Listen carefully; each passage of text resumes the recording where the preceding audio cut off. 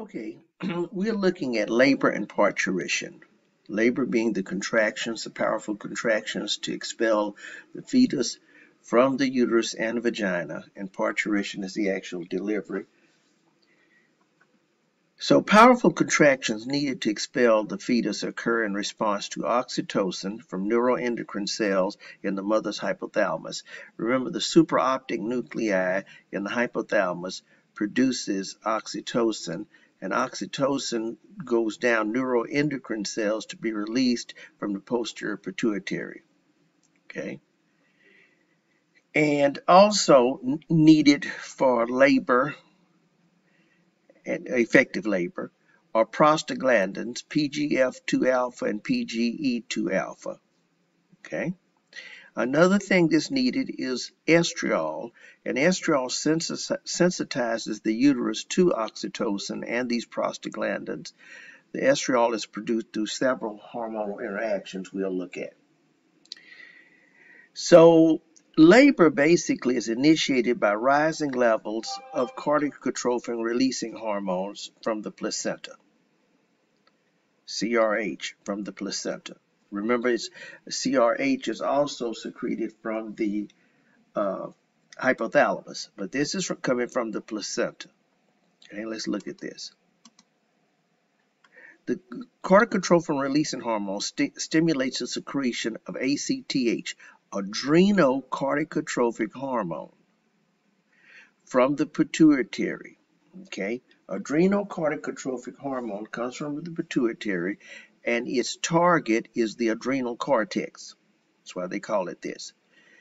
The adrenal cortex, if you recall, has three layers: the zona glomerulosa, fasciculata, and reticularis. Okay, coming from the glomerulosa, you will get the cortisol from the adrenal glands, and this is going to be for both the mother and the child. Cortisol, which does a lot of things, is also your anti-inflammatory hormone, anti-stress. But cortisol, remember from endocrine, cortisol has positive feedback on this CRH secretion. But it also stimulates production of surfactant in the fetal lungs. Remember, in the respiratory, surfactant reduces surface tension in the lungs on the alveoli. And this is one of the major things that the kid must have this adequate surfactant produced not to get respiratory distress of the newborn. Adrenocorticotropic hormone also stimulates the secretion of DHEAS, dihydroepiandrosterone, down in the fetal adrenal cortex. This generally come from the reticularis. Okay. This hormone is converted to estriol in the placenta. Now, this is a male hormone, an androgen, and it's converted to estriol in the placenta. The estriol makes the myometrium, muscle in the uterus, more sensitive to acceptance of the oxytocin and the prostaglandins. Okay? And more gap junctions between muscle cells to produce a syncytium of those cells almost in the uterus, so it squeezes down adequately.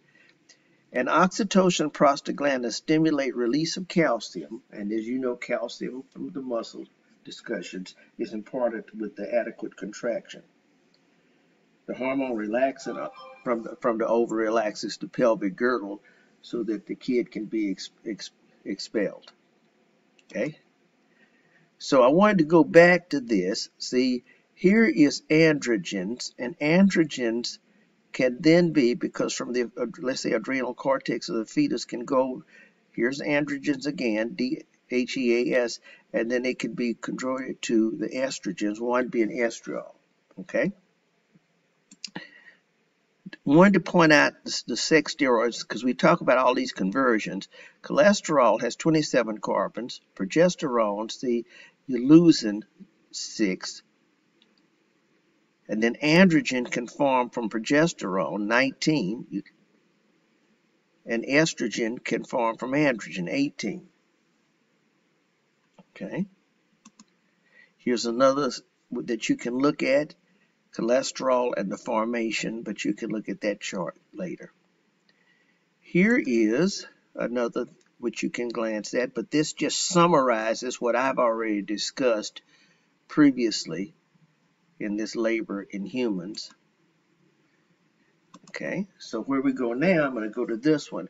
Estrogen reaches peak during the last weeks and causes myometrium, irritability. Braxton Hicks contractions are those of what we call false labor contractions, and they may take place as the uterus tries to get itself going to do normal, regular contractions. We talked about oxytocin, prostaglandins. Okay, I'll come here. This is just a chart to show how positive feedback, the more the kid squirms as the uterus contracts, the more oxytocin. So in other words, it's a positive feedback where the kid's motions now stimulate more oxytocin until finally it expels out. And you can look at that. Here's estrogen from inducing receptors on the uterus that we talked about over here. Okay. The cervix must do something called dilation. That means open out and effacement. That's like an uptake of the cervix. So the cervix literally almost disappears. From the onset of labor until the cervix is fully dilated, we said fully dilation, and we term that 10 centimeters. Then you have initial contractions, and then later contractions. The cervix effaces and dilates. The amniotic sac ruptures and amniotic fluid leaks out. When the amniotic fluid leaks out, that brings the uterus closer to the kid. And when it brings it closer to that, then we're back here squeezing down, and then we're back in this positive feedback that we have. Okay? So here would be stages of labor here. You can see the kid being expelled out.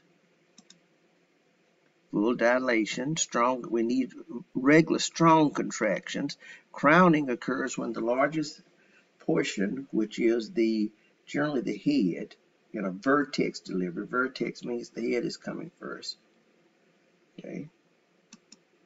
Here's that crowning there coming out.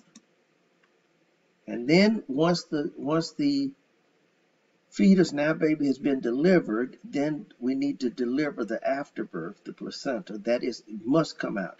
Because in order for the uterus to stop bleeding, the uterus must contract down. It can't do it if the whole afterbirth is in there, or even if there are pieces.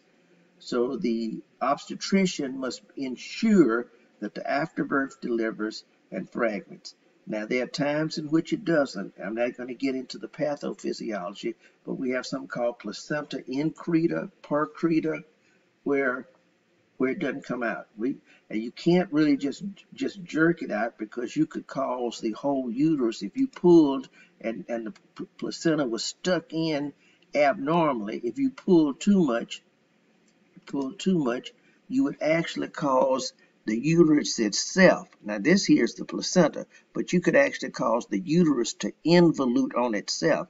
Then it's in a world of trouble, because now the uterus cannot stop bleeding because it can't contract. So that delivery of the afterbirth is very important to stop the massive flow of blood coming from the uterus right after the kid is delivered. Okay. Then here is some extrauterine life. We do something called an APGAR score. An APGAR score is done after the baby is delivered, and there's generally will determine after 1 to 5 minutes. Okay, you do this APGAR, 5 minutes, this APGAR to determine these, to see how well the kid is doing. Their scores. 8 to 10, healthy baby. Lower than that is not, and things must be done in that case. Okay. The first breath, once car is no longer removed by the placenta, then the kid needs to breathe, because again the placenta was doing it for it. The kid is suctioned at what we call the perineum to get all that amniotic fluid, because remember the amniotic fluid is in the kid's lungs and everything before it gets in the lungs. It's in the mouth and so forth. So that's something else. But again, I'm not going to get into the delivery of a kid, but just realize that amniotic fluid must be sucked out. Why? Because the minute the kid comes out, see, right now the kid can't take a breath because the chest is being compressed. But once the kid is out, then it can expand the chest and take a breath. Well, if there's fluid up in the mouth or further down, that first breath would suck it down into the lungs. Now, in that amniotic fluid are hair, cells, all kind of things, and the kid will be in a distress situation. So techniques are done to suck it out. Again, these are things that you can discuss more in an obstetrical discussion. Okay. All right. So we go further here, and we talked about the first breath, and then the occlusion of the fetal vesicles, umbilical arteries and veins, all of the things that kept the kid while he was in utero. These vessels start to obliterate and close, just like the ductus venosus, foramen ovale. Many of these things we've already discussed in the cardio session of this course. Okay. Go further. Transitional period. These are things that would occur right after the kid is delivered. Heart rate changes, temperature falls. The kid must be kept warm and he must be dried off the minute it's delivered because of sudden drop in temperature, because it's coming out of that fluid bag. These are things you can study on. Okay. Now we will go to another subject, and that's going to be a subject on medical techniques. But I am going to make that a separate one. It's going to be a short one, but I'll make that a